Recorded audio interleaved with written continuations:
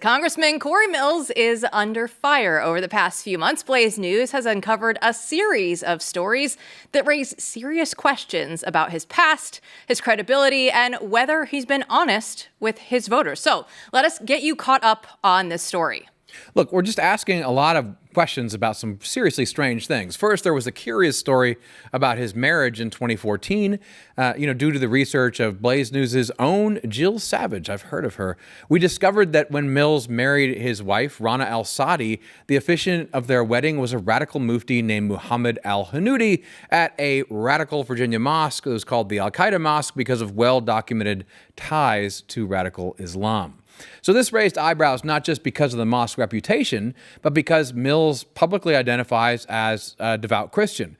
In a phone call with our own Peter Giedel, Mills acted like asking him who married him and what his religion was out of bounds. And that's all Peter asked. It was very strange, and it brought my interest to the story. He was up in arms and talking about suing us for asking basic questions like who married him and what religion he was. Anyhow, in response, he said he's always been Christian, but he did this to make it easier for his wife to travel safely back to Iraq. So now Mills's girlfriend is Sarah Raviani. She's an Iranian-American activist. And after our story came out, she went to the Daily Mail that weekend, and she said that everything in the Blaze News article was entirely untrue because she prays with Mills privately. He attended her church with her family, so there's no reason to pretend around her. And that, okay, maybe, except for the fact that 5 of Mills's former colleagues told me and others here at Blaze News a different story. They said to me personally that they had told that Cory Mills, on a phone call with the one man that went on the record with us, he said, Cory Mills called me on the phone around 2013, 2014, and he said that he converted to Islam at the time of his wedding. Now, Mills denies that, but all the conflicting stories are piling up. Yeah, it's worth noting that many of those people didn't go on the record about the fact that he had told them he converted back then because they were afraid of reprisal, which I also found very strange and maybe even troubling. Then there's his military background, and so Mills has repeatedly promoted himself as a decorated warfighter. He told people he's an Army Ranger. He said he was blown up twice during his time as a security contractor overseas. He put these things into his campaign ads. But this version of events, his version of events, has been disputed by veterans who served with him. Blaze News was told that Mills was never a Ranger, and we couldn't find any record of that, along with many other things, and that his claims about injuries aren't true. Many people came forward and they seemed very angry about the way he'd been presenting himself over time. He told Peter Giedel, our own Peter Giedel, that he got a concussion in the first explosion, and then he admitted he was not injured to Peter in the second explosion. And then he also called our report a hit piece, a report on a stolen and threatened legal action. We didn't even have a report out at the time, by the way, when he called us and rambled for 50 minutes. He was saying, whatever you're doing is a hit piece and threatened legal action from the start. And yes, it actually gets crazier than this because now it actually gets even more concerning. In March, as part of the investigation, I contacted 2 people who were on a podcast questioning Mills's military record about stolen valor. So myself and others on our team, we began reaching out, right? We just wanted to see what is happening here. And their testimonies were the basis of the stolen valor article that MP just walked through, and we published it this week. So we've learned now that a Florida-based FBI agent has also contacted at least 3 of our sources that we put out in that stolen valor story. She was asking what they knew about Mills in the first one, in the stolen valor aspect of the story. And then she decided that she wanted to move on to Mills and his business dealings. Now, this agent even offered one person money to become a paid FBI informant. And that raises huge questions. So was this a sanctioned FBI investigation, or was someone inside the Bureau using federal resources to protect Cory Mills or intimidate our reporters? We're going to get into this with Steve Baker in a minute, but we'll get the details out of the way first. Look, the FBI, in a very rare move, made a statement to Blaze News saying, "We are not aware of the conduct in question, but will review the matter immediately." This is May 16th. As always, any unethical behavior will be addressed swiftly and appropriately. And then the spokesperson added, senior leadership was made aware of the situation. So that's a pretty good recap of what we've covered so far. So now let's bring in Blaze News investigative journalist Steve Baker. So Steve, you've had such an important role in this as well. So let's get right into this FBI story. So what did the sources think this FBI agent was up to? Well, the sources originally thought that this FBI agent was bringing their dreams to fruition. And their dreams, of course, was anywhere from months to years of their own personal work in compiling and the evidentiary record of stolen valor of Cory Mills. And of course, these are individuals who, this is a very passionate issue for them. And of course, anybody that has honorably served in the military, it's a very passionate issue for them. And so as a result of that, they felt like that after going through various levels of trying to get this to the appropriate authorities, especially those who were speaking to the Federal Department of Law Enforcement, FDLE, in Florida, and by the way, I haven't even told you guys that yet today, but I've been in touch with FDLE now 2 or 3 times in the last couple of days, and they're actually assisting us, believe it or not. But that's I've had too much to even keep you fully updated on. So after having given all of this information over to FDLE, because there is going to be going into law now, a brand new felony statute about stolen valor as a state law in Florida. So this has become very important to Florida and very important to these Florida residents as well. And of course, because this is a Florida-based congressman, the 7th District of Florida, Cory Mills. So after dealing with FDLE and handing all of that over, and then 2 or 3 months passed, or maybe 4 months, and then they were contacted by the FBI, an FBI agent by the name of Shay Tally-Bradley, who positioned herself as saying that this case about Cory Mills and his stolen valor had been referred to her. Now, she didn't say who it was referred to them by, but those individuals that we're talking about, our 3 main sources in this story, all assumed that this must be a referral from the FDLE up to the federal level, because there is a federal statute against stolen valor as well. So that they became even more excited. And they just began gushing out all the information they had, trying to send over documents. They had multiple phone calls with this agent. They had email exchanges, many text exchanges with this particular agent, until eventually, as they were getting closer to maybe giving everything that they wanted to, the agent started telling them to back off. And in fact, for a couple of our sources said, whoa, don't send me anything anymore. To another of our sources, she said, don't send me any documents to my official FBI email address. And then to yet another, or actually the same one I just referred to, she said, look, the FBI is really no longer interested in the stolen valor issue. What do you know about his business dealings? At this point, this confluence of kind of reticence and changing of her approach with these sources made our sources begin to doubt about whether this was even a real agent or not. Only one of those sources had ever met her in person and actually seen her badge. And in those circumstances, the agent approached our source solo. In other words, there was not a partner agent with her when she approached her. Actually showed up at her doorway, and then had a sit down at a local Starbucks for a couple of interviews, but never ever seemingly doing things the normal way that you would expect the FBI to do. In other words, show up with a partner. She never took notes. She never recorded the interviews. With any of our sources, she never recorded the interviews. And then, of course, as I began to look at this thing, after you guys asked me to come on and to look at the Cory Mills case at large, I just started zooming in on this one particular thing as it became more and more evident to me that this agent, and I don't know another or a better way to do it, but I had the impression, the feeling that she was operating rogue or off book, or certainly not sanctioned probably not a real open case file. There were just too many things that were wrong. We've learned much more since then, the most glaring of which is how rare it is for the FBI now, and especially in the last 7 or 8 years, to even do a stolen valor investigation at all, and extremely difficult to do one on a sitting U.S. congressman.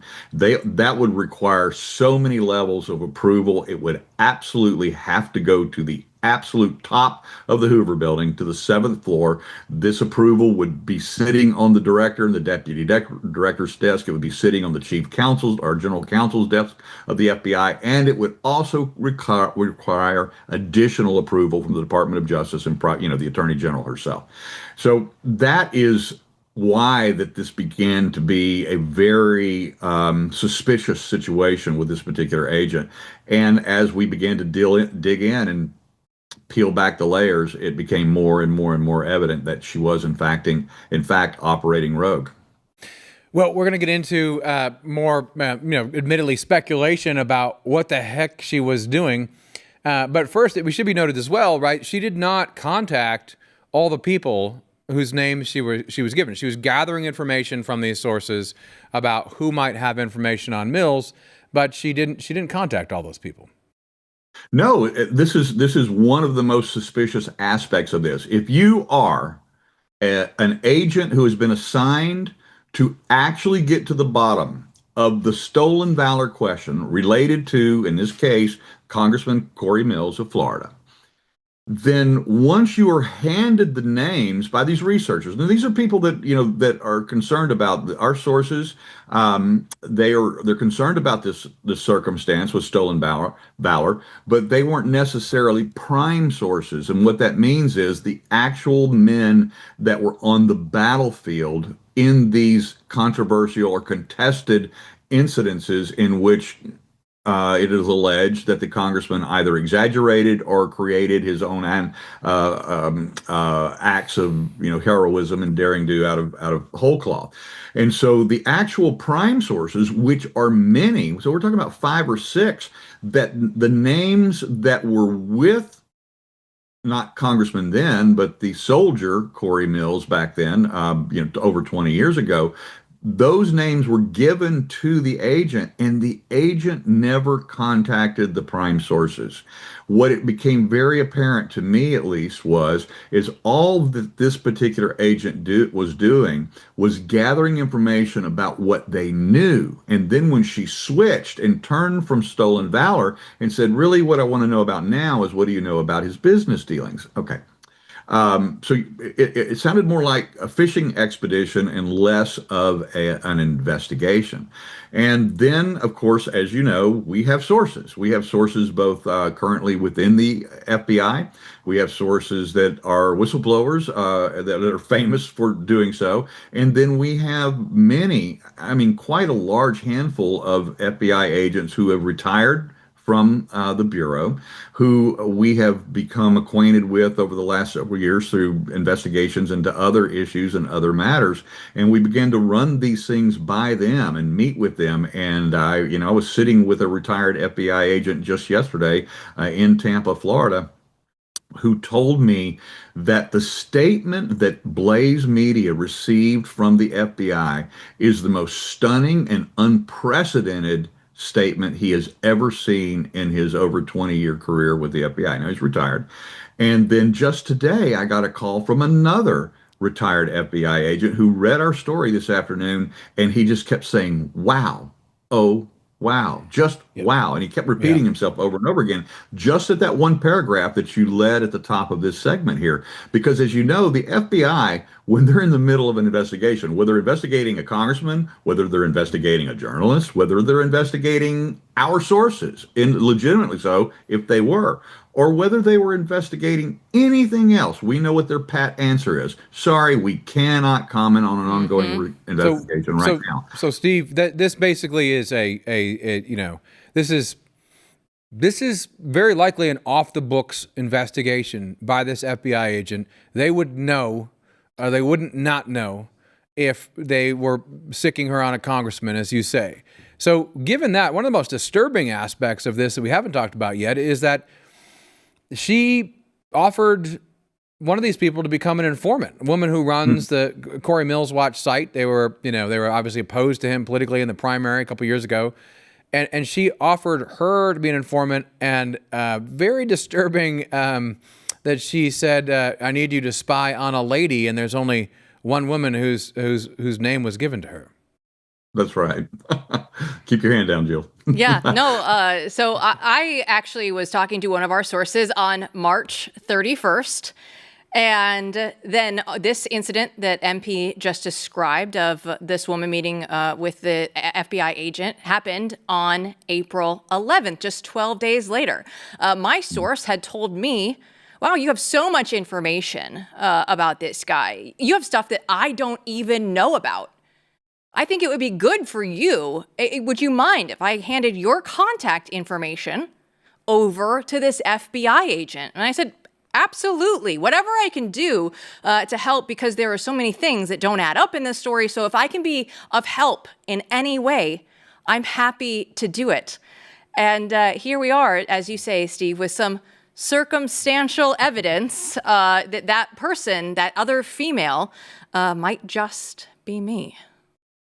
Might just be you. As a matter of fact, what was very interesting about this is this particular source, again, this is a Florida-based source. So this is the only one that of our sources that the agent in question, Agent Tally-Bradley, was looking into, that actually lived in the Orlando area, where she is based out of the Orlando resident agency of the FBI, which also happens to be the district that Cory Mills represents in Florida. And so this particular source named in our story, she runs a website called CoryMillsWatch.com, has been compiling and gathering all of this information from numerous sources about the stolen valor issues and other issues as well related to Cory Mills. And so when she was approached by the agent and asked, first of all, for a personal sit-down meeting, she was ecstatic. She has no reason to lie or make this up. As I said earlier, it's like all of her work was coming to fruition. I mean, the FBI is wanting to have access to everything we've compiled and to what we're so passionate about here.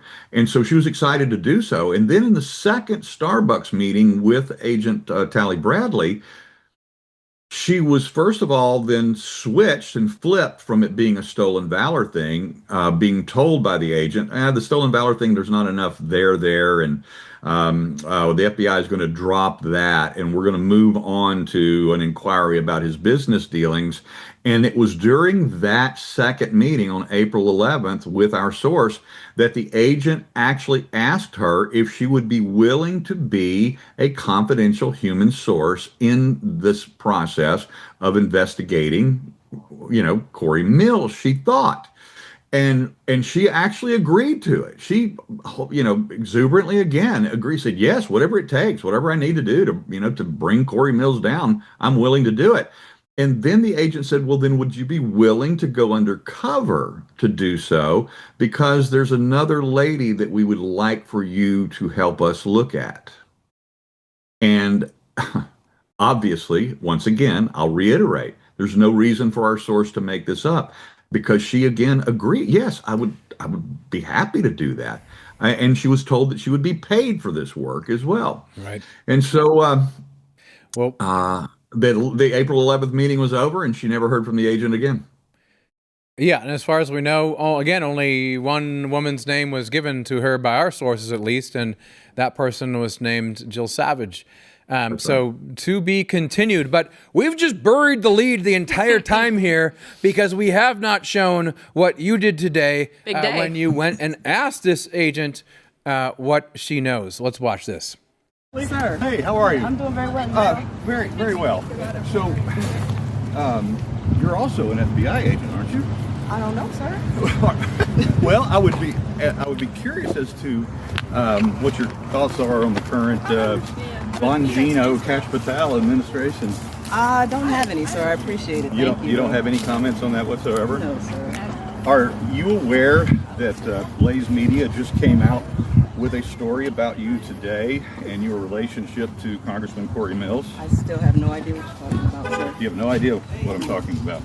Is it true that you tried to recruit a source as an undercover operative to investigate a Blaze media journalist? Sir, I still have no idea what you're talking about. You have absolutely no idea what But I'm I talking appreciate you coming, and I thank you so much. about. You have Well, no idea what you're talking about. Apparently, Steve, we got 60 seconds to wrap this up. Tell us about what that was like and what you're thinking. Yeah, very quickly, she was actually the keynote speaker at a Memorial Day event here in Central Florida. And we showed up with a couple of friendlies that we have. And that's pretty much all I can say about who they are. And they assisted me in filming this. We were very respectful. We did not interrupt the meeting. We waited till long after it was over. And then we just followed her outside. And then we followed her path, as you saw, and were very respectful. We did not want to disrupt what obviously is a very special day for our veterans, and so we had no intention of doing that. But we felt like these questions needed to be asked, and you notice that I purposely asked a couple of questions in a manner that were not even asked in our story, just to see how she would respond. I was maybe a little bit more provocative in telling her that we were writing a story about her relationship with Cory Mills. Well, her relationship technically to Cory Mills is the fact that she has been investigating allegedly him with our sources all the way back to November of last year. That's her relationship with him that we can confirm 100%. I have a feeling that the relationship there goes much deeper. I look forward to getting more of these answers because, Steve, every time we pull on one thread, things get much more interesting.